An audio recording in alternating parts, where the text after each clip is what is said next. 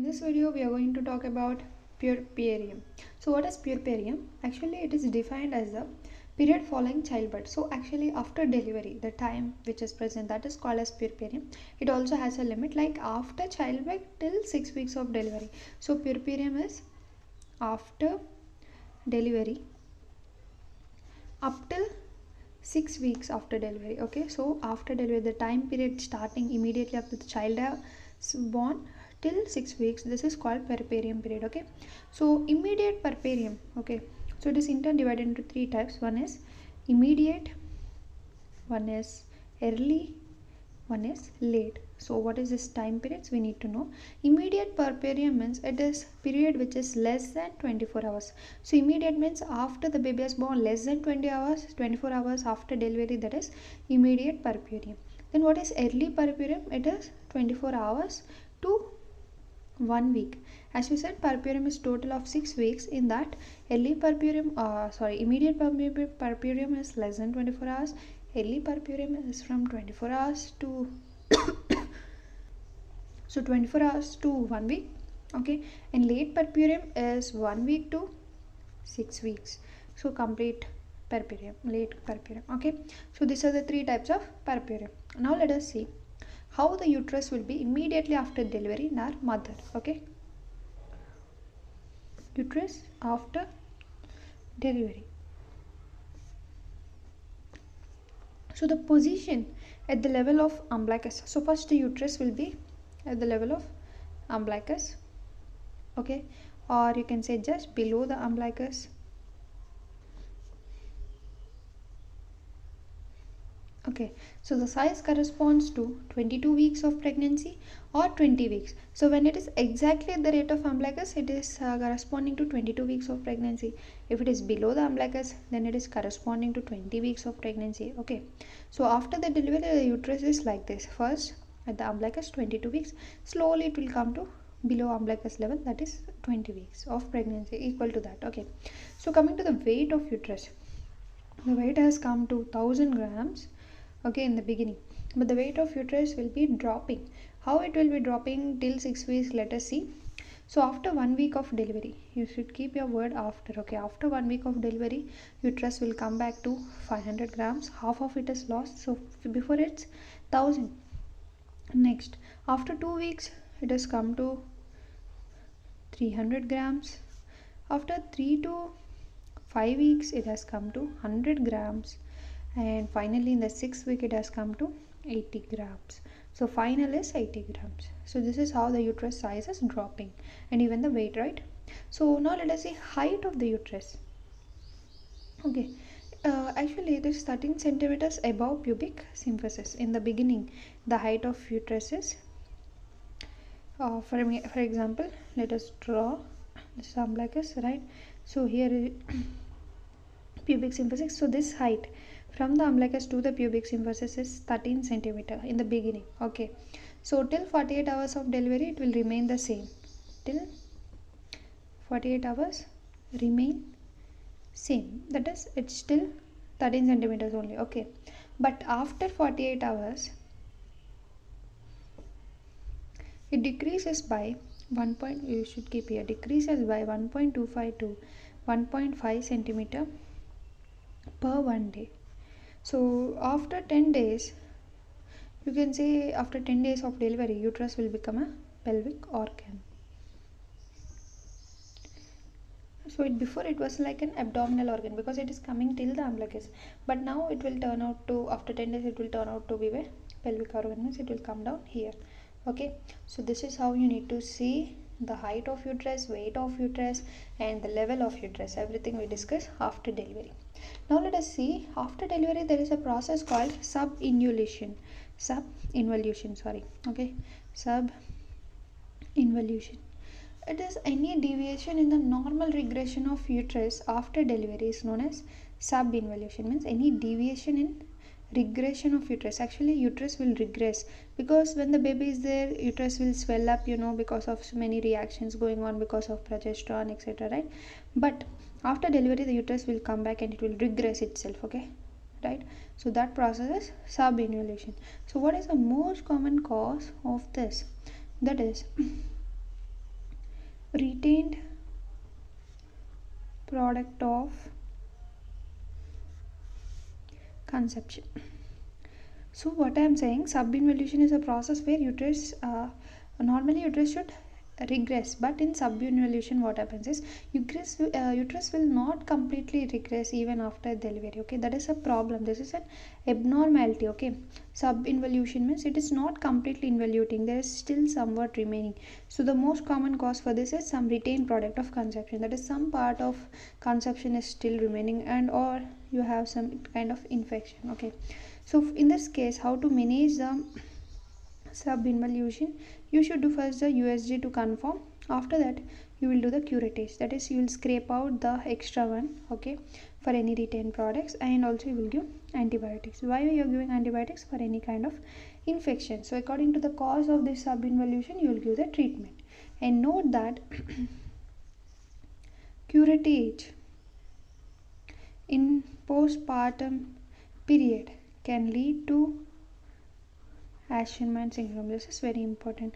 About Asherman syndrome in detail we'll discuss in gynec. Okay, but first you understand that curettage will lead to Asherman syndrome. Now let us discuss about lochia. What is this lochia? It is like some name, right? It is actually the postpartum shedding of decidua from uterine body. You know, in the postpartum period, the decidua shed off. Same like during menstruation. You know, in the menstruation, when the progesterone levels are dropped suddenly, then the decidua will shed off. It's the same thing goes here in the lochia. That is, especially you know, this is postpartum shedding, that after the delivery suddenly the progesterone will drop because placenta has come out. Placenta is the main site for progesterone, right? So as the placenta has come out, this lochia will also happen. So decidia will shed out. So it is a physiological process, no problem here. Okay, it is completely physiological, not pathological, and it can be seen up to 24 to 38 days after delivery. So from 24 to 38 days, it can be this many days. Like mother will have different types of bleeding. Okay, and remember that pH is alkaline. And the smell of a lochia is so offensive. Okay, so offensive smell. But if the smell is foul smell, then you should be considering it as abnormality, because small foul smell lochia indicate puerperal sepsis. Sepsis means some bacterial infection. Okay, so it is sepsis. Puerperal sepsis is because of offensive foul smell. Okay, so now let us see the sequence of lochia production. So first when you will see the color, first lochia is red color, that is called as lochia rubra. Okay, why it is red in color? Because it has some blood and also decidua in it. So similar to menstrual bleeding. Okay, and it will be less than 4 days. Okay, next coming to yellow color lochia, that is lochia serosa. And why it is yellow in color? Because of pus cells, and it will be about 4 to 10 days. So less than 4 days means you can say from 1 to 4 days red color bleeding will be coming. From 4 to 10 days you will have yellow color pus, and next you will have white color, that is lochia alba, and this is because of epithelial cells or decidual cells. So this will be greater than or equal to 10 days. So from 10 days we said, right? So greater than 10 days or equal to 10 days it will be. So this is about lochia. So it will be up to 24 to 38 days after delivery. So now let us discuss about puerperal pyrexia. So what is this pyrexia? The temperature, if it is greater than or equal to 38 degrees or 100.4 degrees Fahrenheit on 2 occasions 24 hours apart after delivery, is puerperal pyrexia. That is means the temperature of mother is increased like about 38 degrees or 100.4 on two occasions, not on one time. If two times it is increased in a gap of 24 hours, that is like in a gap of one day, if you see in the mother after delivery she is having fever, that is called as puerperal pyrexia. It is manifesting in first 10 days. Okay, in first 10 days mother have fever, and the most common cause is puerperal sepsis. If you remember, before we discuss what is puerperal sepsis, that is a foul spelling loci, right? Locia, right? That is leading to puerperal sepsis. So this is leading to puerperal pyrexia. So puerperal sepsis, what is the most common site for this? That is endometrium. Okay, and what is the most common cause for this? That is group A streptococci infection, and the most common mode direct spread, and most common mode of delivery cesarean section.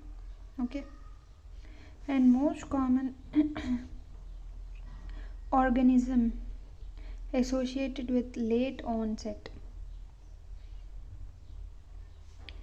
of endometritis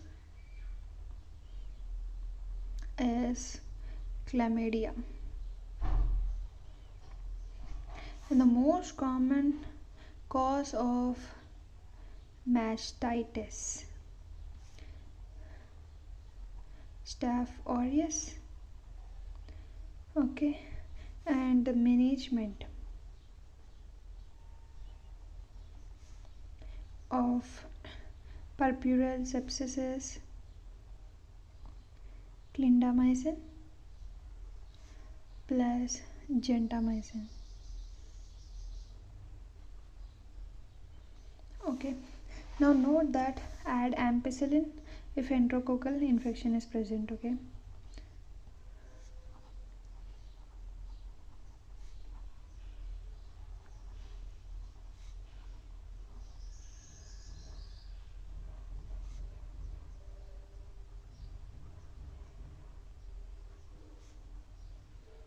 okay, so now we will start with peripartum cardiomyopathy. So what is this? The development of heart failure. Okay, peripartum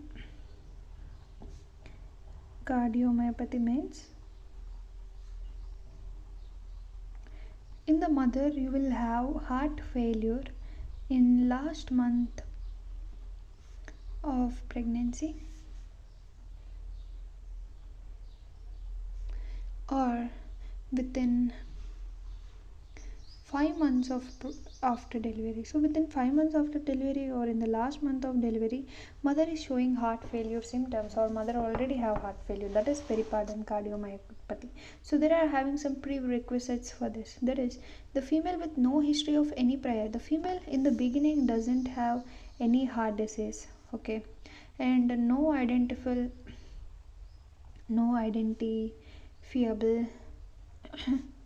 cause of heart failure. Like this heart failure is very sudden, that this female was already all right regarding heart problems before, means she doesn't have any heart problems before, and also like you will not get any identifiable cause of heart failure, then that is nothing but peripartum cardiomyopathy. Because of delivery time this is coming. So what are the various causes or theories? What I was saying is, the first one is viral myocarditis. That is because of infections of viral infections with cytomegalovirus or EBV virus or parvovirus. So because of this virus, the female have chance of myocarditis. And another one is abnormal immune response. Abnormal immune response to pregnancy. So mother is giving abnormal immune response to pregnancy, or because of any oxidative stress leading to proteolytic cleavage of prolactin, because prolactin is more in pregnancy, right? So because of any oxidative stress, if prolactin cleavage is there, then it will lead to this heart problem, because prolactin is a cardiotoxic. If it will undergo the proteolytic cleavage, it will turn into cardiotoxic nature particle. Okay, and coming to anti-angiogenic factors. Anti-angiogenic factors, you can take SFLT1 and S endoprin, right? So which they will lead to preeclampsia. As they will lead to preeclampsia, it will also predispose to peripartum cardiomyopathy. Okay, so now coming to prognosis.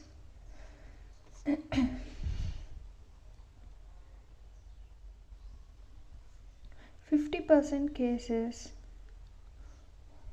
left ventricle function is restored. In 50% cases, it is restored within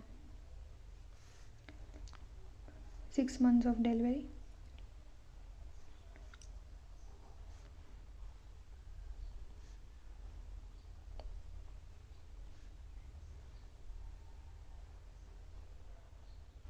That is 20% chances of reoccurrence in next pregnancy. So they have chance that again 20% chance that they may get in next pregnancy. And next, LVEF is less than 34%, or brain natriuretic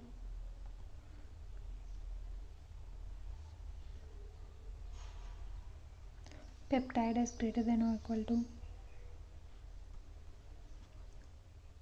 2000 pg per ml, and this will lead to bad prognosis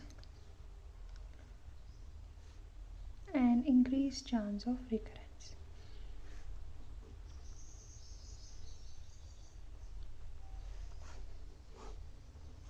So by this we completed about puerperium. Just in 2 pages you got all the important points covered. So next we'll start with other chapter.